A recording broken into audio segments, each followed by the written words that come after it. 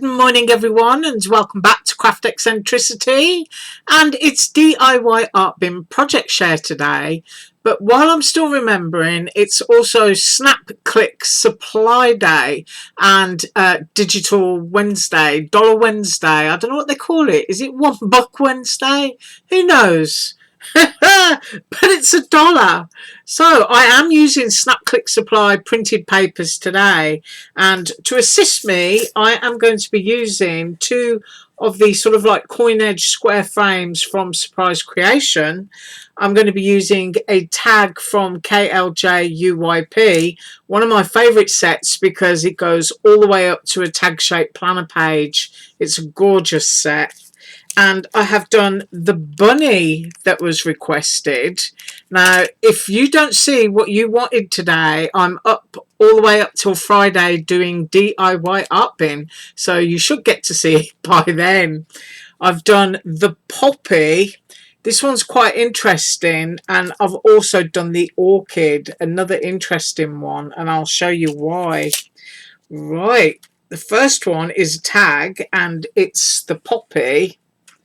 And if you look at that, I don't know if my camera is going to behave today. It's quite bright. I might just have to hold it there. If you use the flat edge of your alcohol ink marker on your, what's it called? On the chisel end, yes. I'm going to go and make myself another cup of coffee. You're left with just the white embossed lines. You see how deeply embossed that die is? So that's going to emboss for you and deboss those white lines. And then just using your marker flat. I have shown how to do this before, especially on vintage dies where you get sort of like patterns in crinoline dresses and stuff like that. Just stand your chisel end on end and just swipe it across, and you're left with the white of the embossing, which just gives you a totally different effect, and I really like it.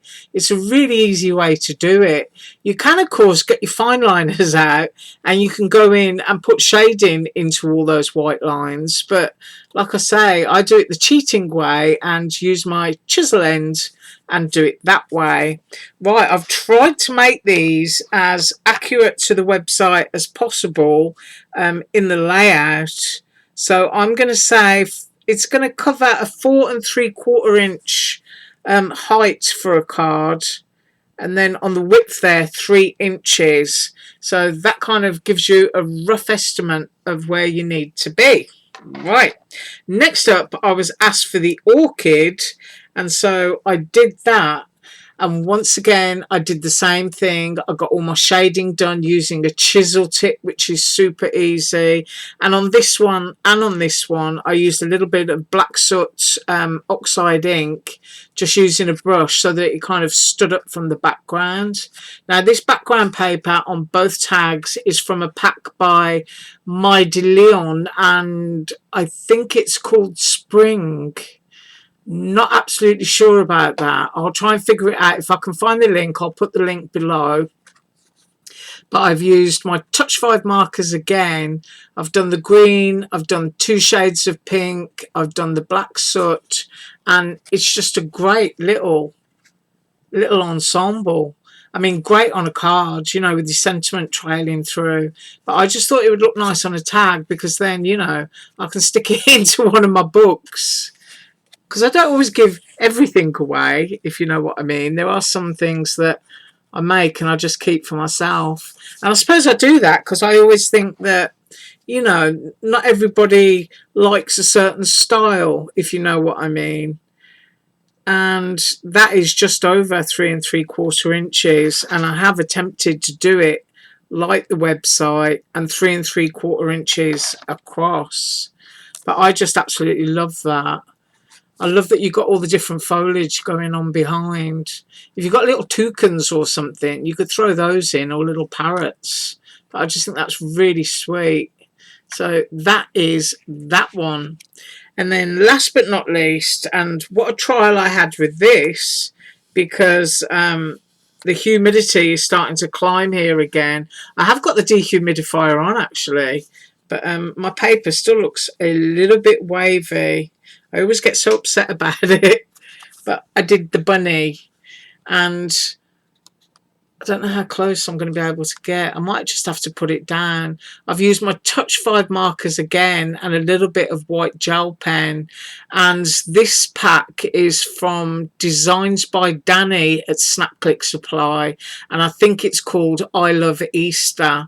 But I will link this one as well. But I just love that it's just so vintage.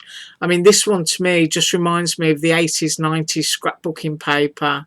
And this is a retro die. Now, of course, you can cut that in all kinds of cute shades of cardstock if you want to, and it's still going to look absolutely fabulous. But I did it like that. Yeah, love it. And while I'm here, I will show you another paper pack that I got, and I've got a scrap of it here at the moment.